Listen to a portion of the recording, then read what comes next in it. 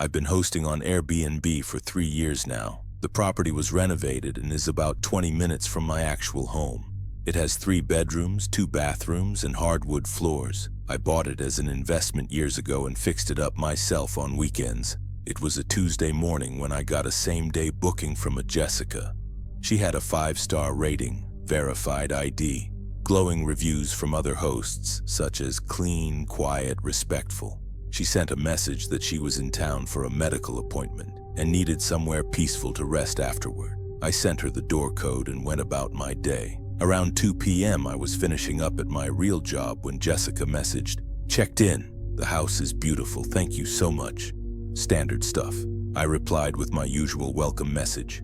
"Trash day is Thursday, extra towels in the hallway closet, help yourself to the coffee pods." I had dinner with my sister that evening, so we went to that Italian place she likes. We got a table and talked about her upcoming wedding and the usual family drama. At 9:47 p.m. my phone buzzed. It was from Jessica again. "Quick question, is anyone else supposed to have access to the property?" I stared at the message. I typed back, "No, just you this week. Why? Is everything okay?" 3 dots appeared, then disappeared. Then it appeared again. "I keep hearing someone moving around downstairs. Footsteps. I thought maybe you scheduled maintenance." I called her immediately. She answered on the second ring, her voice barely above a whisper. "I'm in the master bedroom with the door locked. I've been up here for about an hour. Someone is definitely down there. I can hear them opening cabinets in the kitchen." "Stay where you are. I'm calling the police right now." I told my sister I had to go, and she understood. "Wait, what if I'm wrong? What if it's just the house settling or something? I don't want to cause problems." "Jessica, trust your instincts. I'm calling them." The police arrived before I did. I was doing 70 on back roads, checking my phone at every red light for updates. Then I got a call from an officer around 10 p.m. "Mr. Rodriguez, we've cleared the property. No signs of forced entry, all windows and doors secure. Your guest is pretty shaken up, but we didn't find anyone inside." Relief washed over me, followed immediately by confusion. Could someone have used the door code? "Only if they had it. And your guest said she's had the door locked for over an hour. If someone was down there, they'd still be down there. The house isn't that big." I arrived 15 minutes later. 2 patrol cars were still parked just outside, with Jessica sitting on the front porch steps, wrapped in a blanket despite the warm night. She looked young, maybe 25, with dark short hair. I sat down beside her. "I'm so sorry." "Don't apologize. You did the right thing." "Did the officers find anything that might have made noise?" Officer Martinez came out the front door.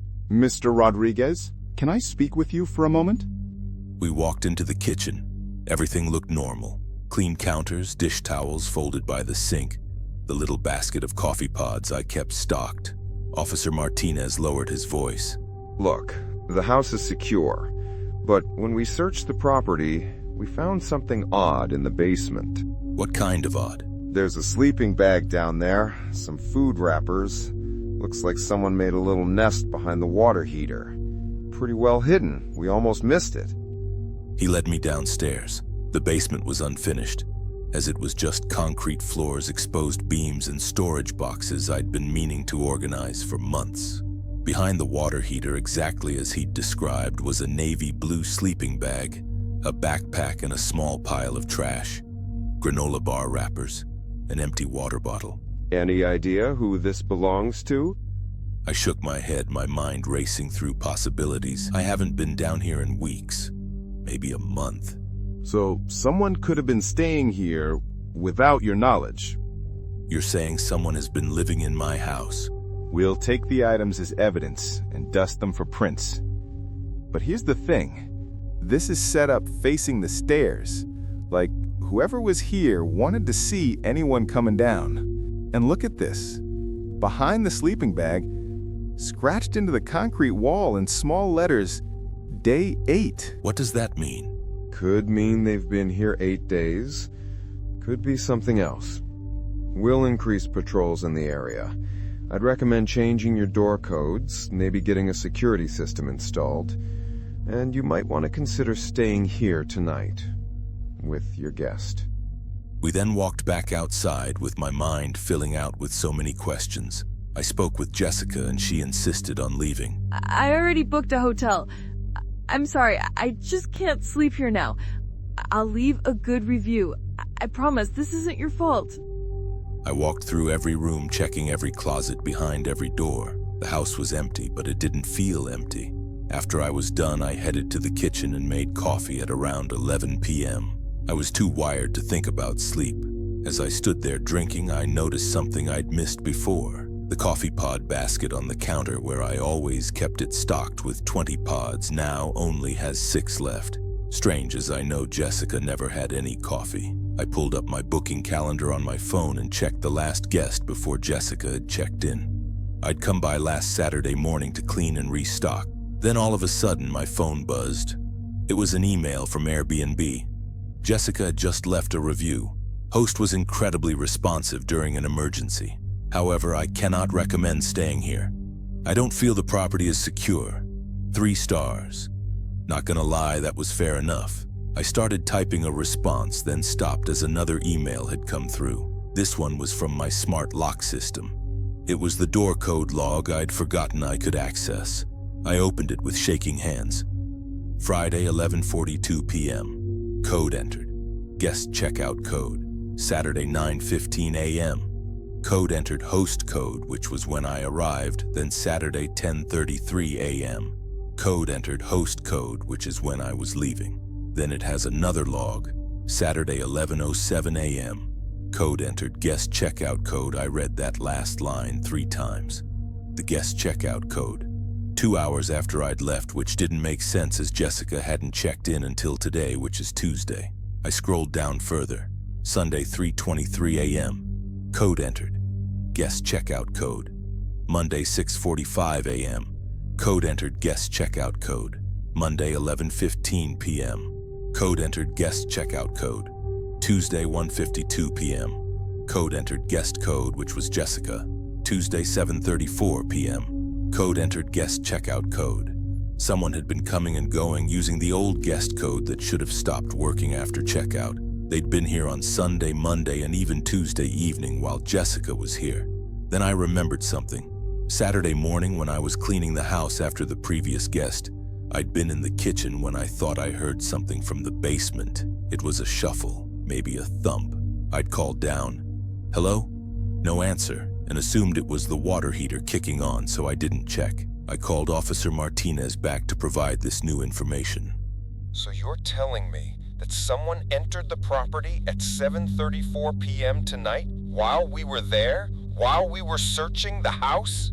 Yes, that's what the log says. We cleared every room, Mr. Rodriguez, top to bottom. I know. Wait, I'm sending a unit back over. Are you still at the property? Yes. Lock yourself in a room within window. We'll be there in 10 minutes. I went upstairs to the master bedroom, which was the same room Jessica had locked herself in. I could see the street from here and watched for the police cars. Then my eyes caught something on the bed. It was a piece of paper, folded once. I was certain it hadn't been there before. I picked it up with shaking hands and unfolded it. The handwriting was neat, almost childlike. I'm sorry I scared your guest.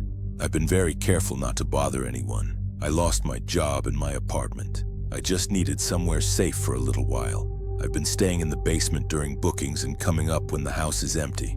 I never touched anyone's things except the coffee, I'm sorry. I'll leave tonight and never come back. Thank you for giving me shelter even though you didn't know it, Mark. The previous guest's name was Mark, who was a man that checked in for 5 nights, but he checked out Friday morning.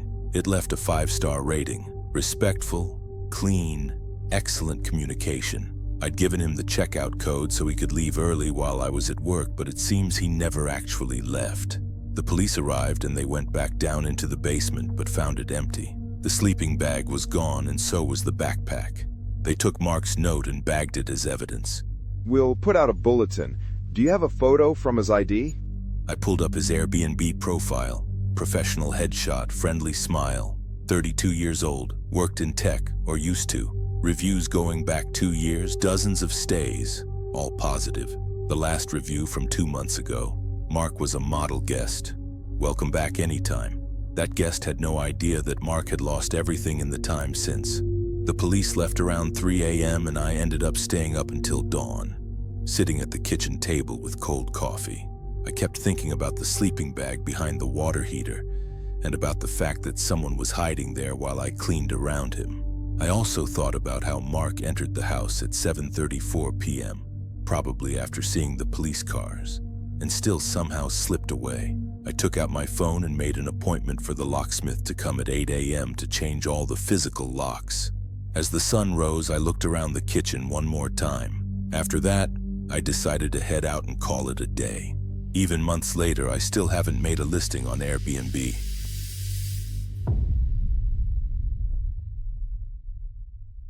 For my birthday, I wanted to get out of the city, so I started scrolling through Airbnb looking for something cheap in the Poconos. Hotels were either booked solid or way too expensive, so the cabin listing stood out right away. The reviews all mentioned how quiet and private it was, and the photos showed a small place with wood siding, a couple of rocking chairs on the porch, and trees surrounding it on every side. It looked simple, but that was all I wanted. Somewhere I could hike during the day and sit by a fire at night. I booked it and left early that morning. The drive started off on busy highways, but the farther I went, the smaller the roads got, until I was winding through thick stretches of woods with barely any other cars in sight. By the time I turned down the gravel drive, my phone had already lost service. The cabin looked just like the pictures, as there was nothing fancy, but it was put together. The porch had a rocking chair, and the trees pressed so close around the property that it felt boxed in. I unlocked the door and stepped inside to find exactly what I expected. It was a small kitchen to the left, a bathroom tucked in the back, one bedroom, and a cozy living room with a couch and a little stone fireplace. I walked into the bedroom and dropped my bag on the bed. I then unpacked just enough to feel settled in. Afterwards, I felt a little hungry, so I took out a bag with some ingredients to make a sandwich. I then walked back into the kitchen and then started to prepare it. I carried it outside and sat in one of the rocking chairs while I ate. The silence was thick, not uncomfortable, but different from the constant noise I was used to. Once I finished eating, I headed back inside to grab my water bottle and laced up my shoes. The host mentioned there was a trail down the road, so I decided I would check it out. The gravel crunched under my shoes until I hit the pavement. Up ahead, the road curved, and I figured that's where the trail would be. A short stretch later, I found the dirt path leading into the woods and followed it under the trees. The trail wound through the trees for what felt like about a mile, twisting around roots and rocks before it opened up into a small clearing. In the middle was a half-burnt fire ring with a few logs dragged into a circle like seats. The ashes inside were still black and loose, not washed out or scattered like you'd expect if it had been there for weeks. I slowed down, taking it in, and that's when my eyes went up. A rope hung from one of the taller trees, tied high and dangling down with a snapped loop at the end. It was frayed and dark, like it had been holding something heavy. I didn't hang around to study it. I turned back the way I'd come and walked quickly, telling myself it was old and that campers or hunters had left it. It didn't feel old, though. It felt like I'd just walked into something I shouldn't have seen. By the time I got back to the cabin, the sun was still up but low. I went inside, dropped my water bottle on the counter, and headed straight for the shower to rinse off the sweat from the hike. When I came out, I opened a beer and stood in the kitchen drinking it, trying to push the image of that rope out of my head. As dusk settled, I went outside, lit the fire pit, and started grilling some food I'd brought. The flames crackled, but the woods around me stayed completely still. At some point after dark, I caught movement just past the edge of the firelight. I glanced up, thinking it was a deer, but the shape was upright and too tall. When I turned my head fully, there was nothing there, just dark trees. Still, the feeling that someone was standing just beyond the glow watching me wouldn't go away. I killed the fire early, stomped out the coals, and went inside. I locked the doors, shut the curtains, and opened my laptop to try to distract myself with a movie. 2 hours later, I got up to refill my water and caught a flicker of light through the curtain. My first thought was that the fire had somehow flared up again, but when I moved the fabric just enough to see, a lantern was swinging back and forth along the tree line. Behind it was a figure, only a silhouette, pacing slowly around the edge of the yard. They weren't coming closer. They were circling. I stood there holding my breath, watching them complete a slow, deliberate loop. When the lantern stopped moving, I let the curtain fall and stepped back from the window. I stood there for a while, trying to stay quiet, when I heard a knock. Not on the door, it was on the window I'd just been looking out of. 3 slow, deliberate taps on the glass. I didn't look. I didn't move. My phone had no signal, and to get to my car, I'd have to cross the yard where that lantern had been. I sat down on the floor in the middle of the cabin, my back to the kitchen cabinet. Kitchen knife gripped tight in my hand. After a while, there was the sound of gravel outside being crushed under slow, dragging steps like boots moving across the driveway. Then it went quiet again. I was sitting on the kitchen floor with the knife, trying to be as quiet as possible. Then the doorknob started rattling. It was slow at first, then it got louder, like someone was testing it. After a few seconds, it stopped. Everything went silent. I stayed there for a while, thinking maybe whoever it was had left. I didn't hear any footsteps or any voices, just dead quiet. Then out of nowhere, the door slammed. There were 3 heavy bangs, like a shoulder or a boot hitting it. The whole frame shook. There was a pause, then 3 more bangs, even harder. I held my breath and stared at the lock, waiting for it to give. And then, silence again. Nothing. Not even the porch creaking. I don't know how long I sat there, but it was long enough for my legs to start going numb. I thought maybe they'd gone, so I started crawling towards the bedroom to get farther from the door. Once I got into the bedroom, I leaned my back against the wall near the window with my heart still racing. As I sat there, all of a sudden, I heard a knocking on the window. It wasn't a tap, it was a knock, and it was right on the glass next to where I was crouched. My whole body locked up. I didn't look, I didn't move, I just sat there, waiting. Then came another 3 knocks on the next window, then another. Whoever it was circling the house, hitting every window. The knocking stopped, and for a minute, there was nothing. Then the lantern glow appeared through the blinds, closer than before, right outside the bedroom window. I could see the light flicker against the wall. Whoever had been knocking was standing right there, holding it. I sat there, waiting for the glass to break, the door to open or something. But nothing happened. The glow stayed for a long time, then finally started to move. There were slow steps away from the cabin until the light disappeared into the trees. I didn't move after that. I sat on the floor staring at the faint glow through the blinds where the lantern had been. My whole body was tense. Every creak of the cabin felt like it was coming from footsteps outside, and every gust of wind against the siding felt like someone brushing past the wall. The worst part was not knowing if they were still out there. For all I knew, they could have been standing 10 feet away, just waiting. I thought about running to the car 100 times, but every time I pictured opening that front door, I imagined someone already standing on the porch. So I stayed put. The hours dragged on. I couldn't check my phone because there was no signal, so I just sat there in the silence, watching the edges of the blinds. At one point, I must have nodded off for a few seconds because my head jerked forward, but I woke up instantly and panicked, thinking I'd lost track of time. Eventually, I noticed the light outside changing. The dark black of the woods started to shift to a dull gray, then lighter. I waited, staring until I could clearly see shapes of the trees through the blinds. Only then did I move. My legs were stiff. My back hurt from sitting against the wall. I cracked the bedroom door open, half expecting someone to be standing in the living room. Nothing, just the empty cabin. I made my way to the front door. My hand hovered over the knob for a good 30 seconds before I unlocked it and pulled it open just enough to look outside. The yard looked normal at first. Quiet, still, empty. No lantern, no figure. I stepped outside and saw the window by the porch door with 3 long black streaks running down the glass like someone had dragged dirty fingers across it while leaning in to look. One of the rocking chair that had been still the day before was tilted back slightly, like someone had been sitting in it during the night. At that point, I didn't waste any more time. As I went back straight to the bedroom, my bag was still on the floor from the night before. I unzipped it and started throwing everything in, clothes, charger, toiletries, no folding, no order, just shoving it all down. My hands were shaking so bad I kept missing the zipper. I slung the strap over my shoulder, checked once to make sure my car keys were in my pocket, and headed for the front door without looking at anything else. I didn't even glance at the kitchen or the living room. I went back through the door, but I didn't pause.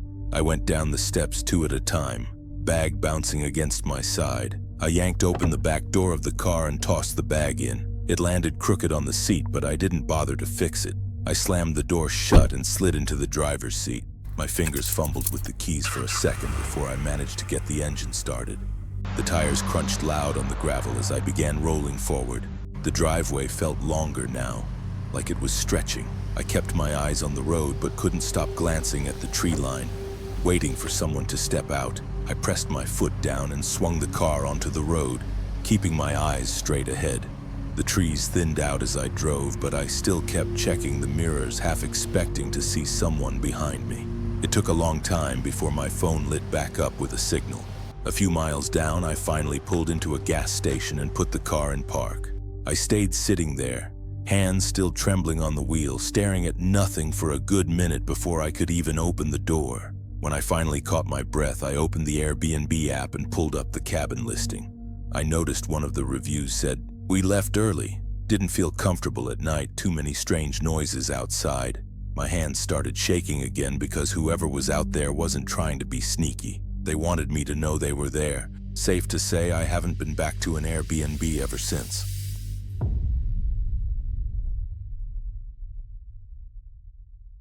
My girlfriend and I didn't book Airbnb for a vacation or a getaway. We booked it because we had no other choice.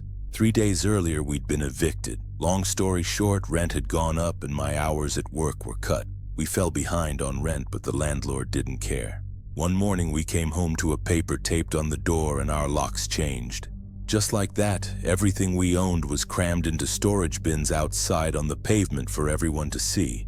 It was really embarrassing, but we picked up our stuff and loaded it into the back of my car. We then drove around for a while trying to clear our heads and processed everything. We decided to park in a Walmart parking lot so we can try to figure out our next move. Hotels were too expensive and crashing with family wasn't an option, so we searched Airbnb, hoping to find something cheap for a few nights until we figured things out. We searched for a while and then we came across a listing. It was a small house near downtown, but it was private. The price was low, almost suspiciously low, but we were desperate and didn't have the luxury of being picky. "It's only a few days," I told her. "We just need somewhere safe to sleep." We sat in my car for almost an hour with the engine running, scrolling through listings on my phone. Our stuff was piled in the back seat and trunk with storage bins stacked so high that I couldn't see out the rearview mirror. The weight of it made everything feel temporary, like we were two kids running away from home. "How about this one? It's $200 a night." My girlfriend said, holding her phone close to her chest like she already knew my answer. "Might as well be 2,000, keep searching." She sighed and kept scrolling. Her thumb dragged slower with each swipe. "Okay, here's one. It's a small house near downtown, and it says it's private. It's only $68 a night." I leaned over in disbelief, squinting at the photos. It had a living room with mismatched furniture, a bed shoved against a wall, and the kitchen looked ordinary. It's cheap for a reason. "We don't have time to be picky. It's either this or we sleep in the car. And we can't, not with all our stuff in here. It's too risky." I looked back at the bins crammed to the roof and felt the truth of it. I hated to admit it, but she was right. "Fine, book it. Just for a few nights. We'll figure it out afterwards." She tapped reserve with a shaky finger, and just like that, our future was sealed by a house we hadn't even seen yet. We drove out around noon, so the sun was high, beating down on the hood of the car as we left the city behind. For a while, we were quiet, both staring straight ahead. I wanted to reassure her, but I couldn't even convince myself. As we got closer, the streets narrowed, with cracked sidewalks breaking apart, utility poles leaning slightly like tired old men. Then we pulled up at the house. The siding was dirty, streaked with age. The lawn was wild, with weeds taller than my knees. A faded plastic slide sat tipped over in the yard like a family had left in a hurry and never returned. We then parked, and my girlfriend looked at me and said, "Is this it?" "Yeah, this is home, for now." But in my gut, I already knew something wasn't right. We got out of the car and walked towards the door. The key was in a lockbox on the porch, and when I opened it, the metal rattled and the lock was stiff like it hadn't been used in months. My girlfriend stood behind me, arms wrapped tight across her chest, watching the street as if she expected someone to pop out of nowhere. The door creaked when it opened, heavy against the warped frame. We then stepped inside and there was a faint smell of old detergent and cooking oil. We looked around, trying not to look at each other because we both noticed something immediately. This didn't feel like a rental. There were picture frames on the shelves, but every single one was flipped face down. The kitchen cabinets weren't empty either. There were half-used roll of paper towels leaned against an open cereal box, and a bag of chips sat clipped shut on the counter like someone had just stepped away mid-snack. This doesn't look staged. It looks like someone lives here. Maybe the host just doesn't do the whole Airbnb thing right. Or maybe we're standing in someone's house. I didn't answer. I walked to the window, pulled the blinds shut with more force than I meant to. By late afternoon, exhaustion caught up with us, so we decided to rest before figuring out dinner. The mattress was firm, the sheets mismatched, and the room smelled faintly like stale perfume. I must have dozed for less than an hour when I heard someone at the door. At first, I thought it was a dream until I heard a key sliding into a lock. I jumped out of bed with my heart hammering and reached the door just as it clicked open. A man stood there with his hand gripping the doorknob, with the other hand holding bags.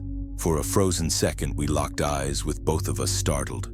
His face was unreadable, as his expression neither surprised nor apologetic, just cold, calculating. Like he hadn't expected to see us but wasn't shocked either. No words were exchanged. He lingered there, staring past me into the dim house as if he's measuring the space and measuring us. Then, without a word, he stepped back and the door closed slowly. I stood there with my pulse hammering, staring at the door frame. My girlfriend whispered from behind me with her voice trembling. Who was that? I couldn't answer because I didn't know. I locked the door, then I pressed my palm against it and realized my hand was shaking. The house was silent again, but it no longer felt empty. We tried to pretend nothing had happened. My girlfriend sat on the edge of the couch, arms wrapped tight around herself, staring at the floor. I paced around in the room, listening to every creak in the walls. I called the host, but it went straight to voicemail. I messaged them through the app with no reply. Finally, I called Airbnb support. My voice was low so she wouldn't hear the panic in it. The person on the line sounded calm, rehearsed, promising to reach out to the host immediately and investigate. Investigate. The word felt useless. My girlfriend then walked up to me with a scared and confused look and asked, What was that? Who was he? I don't know. You don't know? He had a key. A key! People don't just walk in with keys. Maybe he was maintenance or the cleaner. With groceries? I didn't answer. My chest tightened because she was right. The bags in his hands weren't tools or cleaning supplies. They were food, things you'd bring home. She leaned forward, her voice trembling now. This doesn't feel like an Airbnb. It feels like we're in someone's house and they're going to come back. We should call the host again. Maybe there's an explanation. That man was the explanation. We don't know who he is, we don't know if he's coming back, and we don't even know if this place is legit. But if we panic now, we'll make it worse. So what? We just sit here? Pretend like this is normal? I reached for her hand. It was ice cold, trembling. No, we wait until daylight, then we leave. Tonight we stay quiet, we keep the doors locked, and we don't open them for anyone. She held my gaze for a moment, then nodded stiffly. But even as I said the words, even as I tried to believe them, something gnawed at the back of my mind. That man hadn't looked like someone who was leaving. He looked like someone who was waiting. We were sitting on the couch, whispering about what to do when we heard sounds coming from the back. First, we heard the knob rattling, then the squeak of the hinges. My girlfriend's grip tightened on my arm. He's inside, she whispered. We sat there, just watching, both of our hearts pounding hard. Then a moment later he appeared. It was the same man from earlier, but now he's standing in the hallway with his eyes fixed on us. You shouldn't be here. I then stood up, walked closer, leaving my girlfriend on the couch. We booked this place through Airbnb. This isn't your place. Do you live here? He paused, then said, "Yes." Then, why was this listed as... As I was about to ask, he cut me off with a shake of his head. "Pack your things and leave. Now." We didn't argue. We grabbed what we could, shoving clothes into bags, not caring what we left behind. My girlfriend's hands shook so bad she dropped her phone twice before stuffing it into her pocket. The whole time he stood in the kitchen, not moving, just watching us. His eyes never left us, following every frantic step we took. We finally grabbed everything we could and made our way to the front door. Once we were through the door, we made a run towards the car. I risked a glance back, and there he was, standing at the doorway, still watching us. We threw the bags inside, slammed the doors, and the second the engine turned over, I floored it. I didn't look back until we were at the end of the street. By the time we reached a gas station 20 minutes away, my hands were still shaking on the wheel. We parked under the buzzing fluorescent lights, breathing hard like we'd just run a marathon. I pulled out my phone and dialed the number Airbnb gave me for the host. After 2 rings, a woman picked up. Her voice was casual, almost cheerful. "Hi, this is Dave. I booked your listing and was staying at your property, but we had to leave. There's a man in your house." The host then made a pause and asked, A man? "Yes. He's tall, wearing a dark jacket, and looks like he's in his mid-30s. He came in through the back door and said he lived there." Then she said, confused, What man are you talking about? My girlfriend and I instantly froze. My girlfriend whispered, Ask her again. "Are you sure?" He had a key and he said yes when we asked if he lived there. He knew his way in. I'm telling you, no one lives there. I haven't even been to the property in weeks. There should not have been anyone in that house. We sat there for a long time, neither of us speaking, both of us trying to make sense of it. If he doesn't live there, and if the host doesn't know him, then why was he inside? And how did he have a key? I didn't answer, because I didn't have one. All I could picture was him standing in the kitchen, motionless, watching us.